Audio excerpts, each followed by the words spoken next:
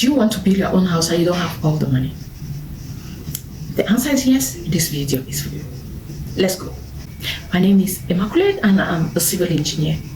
So sometimes it can be very scary and stressful when you start to think of building your own house, especially when you don't have all the money upfront. And so it becomes so stressful, you don't know where to start.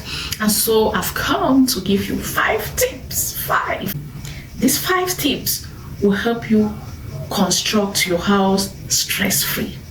Being a civil engineer who has been working in this field of construction for more than 10 years, my experience with customers has been, I've learned from them as well as some of the lessons I've learned I want to really share with you. You can also learn. Most of the times, customers, when they have a bit of money, let's say somebody has 2 million, okay, he knows already that 2 million can build a house. Another may have 10 million. Once somebody has 10 million in a bank, automatically you hear the person say, okay, I want to build a story building. That is never realistic.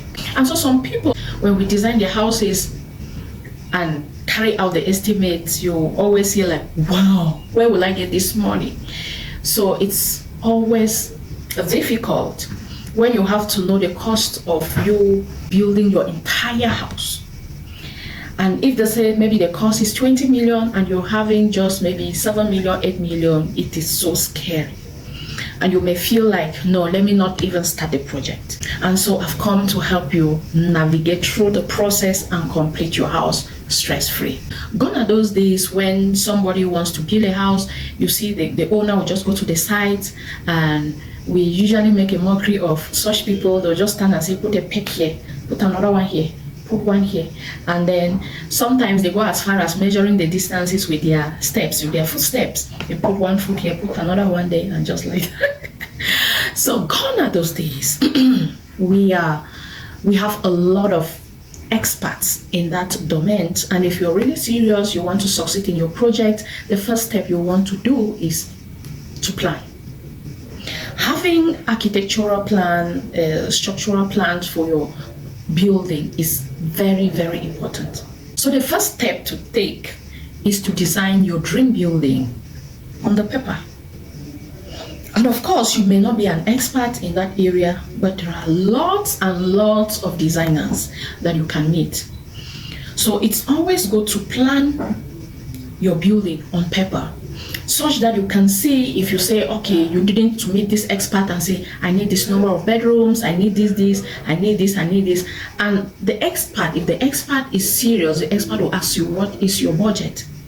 You cannot be having 8 million and you have no hopes of adding it, and then you want to build a 3-bedroom stylish house like that. No, it doesn't work. So the planner will be able to plan your house such that you look at it even yourself and see, this is where rooms will be, this is where toilet will be, and all of that. And in the course of planning, if you're having limited budget, it's always good to opt for affordable house styles, affordable house designs. So most of the times you see stylish houses around and you think the styles come cheap. No. The styles, you see a house that is so stylish, it's expensive. And so if you want something like that, you have to pay for it. So opt for a simple, affordable designs. There are simple, affordable designs, house designs that you can build without spending so much money, without breaking a bank. And the next thing to do is to know how much your entire project will cost. The experts may carry out the estimates and the budget estimation and say, okay, your building will cost 15 million, your building will cost 10 million. And so it's always good to have it upfront. And if you're having just 3 million, just 2 million, yes, you can begin. You can begin. And that takes us to our third step, which is building in phases. So if you don't have all the money upfront, you can choose to build your house in stages. And when I say building your house in stages, it doesn't mean that you have to build it anyhow. Wherever your money ends, you end there. No, you really have to plan the phases. Because if you don't plan the phases well, you will stop your building somewhere where maybe rain or whatsoever may come and destroy it, or you end up losing a lot of material because you were not able to continue. And so as an expert in this field, I would recommend that if you want to build in phases, you don't have all the money up front, budget to build the foundation. Once the plan is drawn and the budget and the estimate is carried out, you'll be able to say how much your foundation will cost. So building your foundation and leaving it at that stage will be good. So you start the foundation, you finish it. Don't start the foundation and leave it. Technically, if you don't finish the foundation at once, there are chances that your foundation may be faulty when you come to finish it later. Technically. So when you're done with the foundation and then you have money to continue again, you raise the walls, especially sun-dry blocks. When you are building with sun-dry blocks, don't plan to raise the walls and end there. Always plan to raise the walls and also roof the building. Why? Because when you raise just the walls, if you raise the walls and end there, I've seen buildings that they build like we are now in the dry season and everyone is rushing, molding blocks here and there.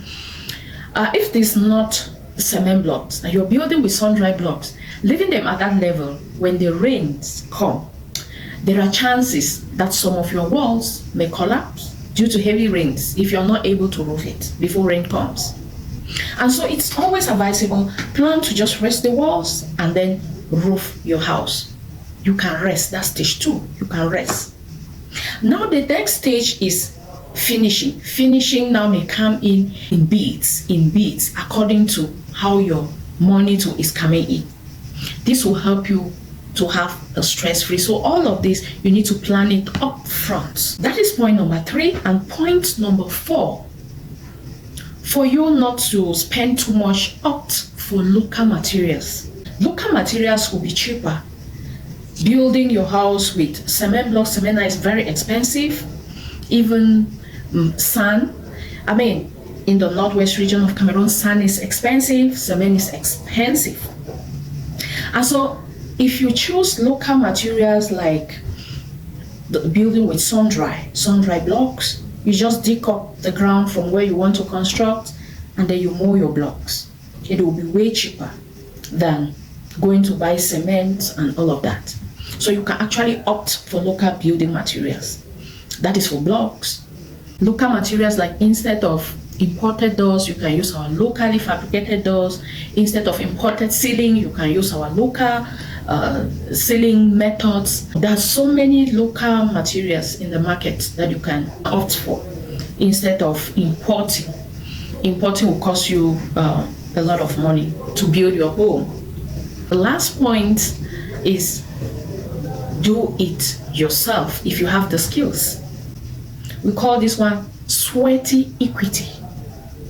So I'm a civil engineer and I do design. I design houses and I also construct.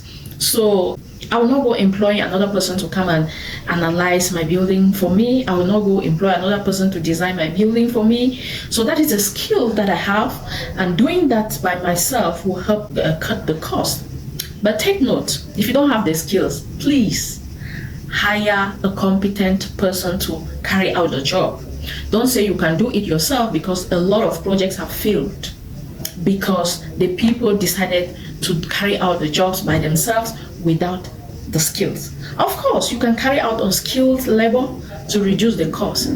So that is the little tip I thought of bringing to you, especially as everyone is trying to build. The dry season is here and everyone is busy having those thoughts of building their homes and all of that. So, and why not? You can contact me if you need more advice on how to carry out your building project.